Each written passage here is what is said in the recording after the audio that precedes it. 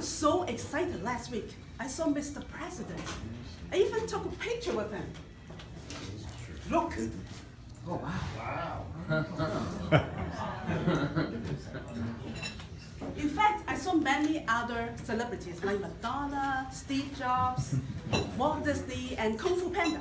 I don't have to fight the fence. I just walk up to them and they're already picture ready. Big thanks to Madame Tussaud. She made my dream possible. I saw all my favorite people, past or present, all in one place. Madame Tussaud, Wax Museum on International Drive. As you may know, this museum is a branch. The first and original Madame Tussaud Wax Museum was opened in London in 1835.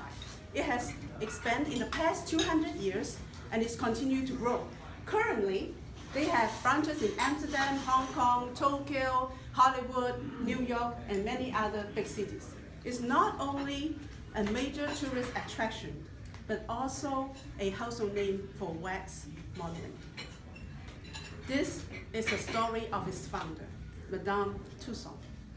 A beautiful lady with dark brown hair, big blue eyes, and very nice, calm, and gentle face. She was a legend. She was one of the most successful businesswomen in the 19th century. The story began in 1761 when Marie Glossos was born in Strasbourg, France. When she was little, her mother worked as a housekeeper for a doctor. The doctor taught the young talent girl the skillful art of wax modeling. She made her first sculpture at 16. By the age of 17, she was an art tutor to the king's family. As assistant to the doctor, she met many leading French aristocrats and intellectuals, and she made some of those models from life. Then came the French Revolution, the point that changed her life and promoted into such entrepreneurial fray. In French Revolution, because of her skills, she was obligated under death sentence to make casts of the severed heads of the victims of the guillotine. She was forced to search among the dead bodies to look for the target's bloody and lifeless head and make the so-called death mask. The mask was then put on pikes, held up high like revolutionary flags, and paraded through the streets of Paris.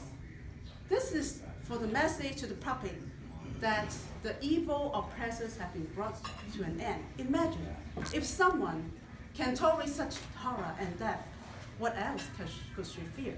Her persistence and courage helped her through this toughest period of her life.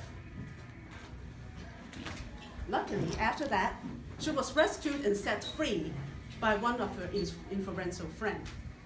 Following the death of the doctor in 1794, she inherited the big collection of the wax models. 1 year later, she was married to Francois Tussaud, but the marriage was not successful. So she took the two boys and the collection across the waters into England in the early 1800s. The brave woman was determined to start a new life.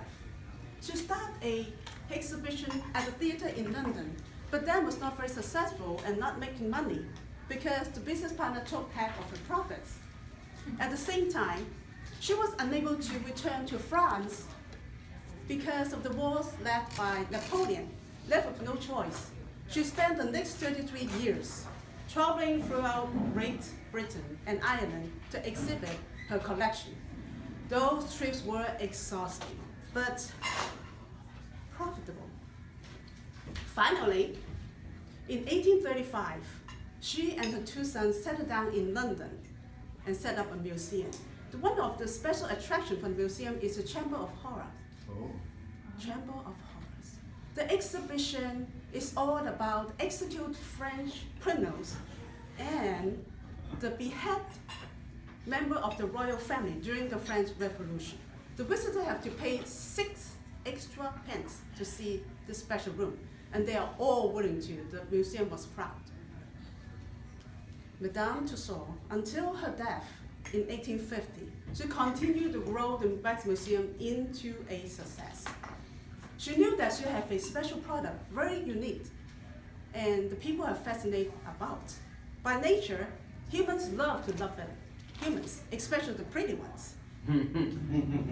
So this actually, the show gave people opportunity to see the famous figure that they may not have a chance in their lifetime to meet. She also stayed on top of the trend and make the models of most trendy people to listen to what the guest wants. For example, when Queen Victoria was crowned in 1837, she made a marvelous scene and displayed at the museum. She also was very good in advertising. She gave up thousands and thousands of posters and get people into her exhibition. She wrote her memoirs to promote her business. After all, Madame is the most successful and famous woman in that era. It is very good that we can all about hearing her story and know that she has an incredible vision and bravery, and she made a name for herself in the West modern history.